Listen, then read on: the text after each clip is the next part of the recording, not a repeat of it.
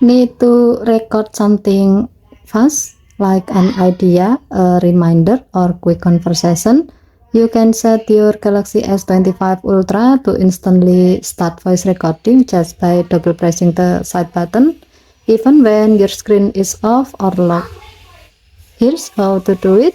Head into Settings, swipe down from the top right corner of the screen to open up the Quick Settings panel, and then tap Setting icon. Scroll down the screen to find Advanced Features.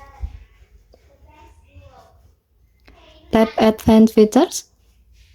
Tap Side button. Next, tap double press. Turn it on if it's not already.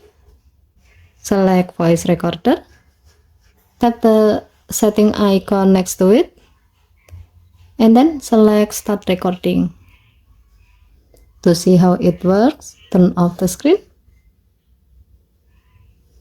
Double press the side button. As you can see, your phone will immediately open the voice recorder app and start recording. With this shortcut, you don't need to unlock the phone or search for the app. It just starts right away. This is a super quick way to never miss important moments, ideas, or anything you want to capture on the go. Okay, thank you for watching.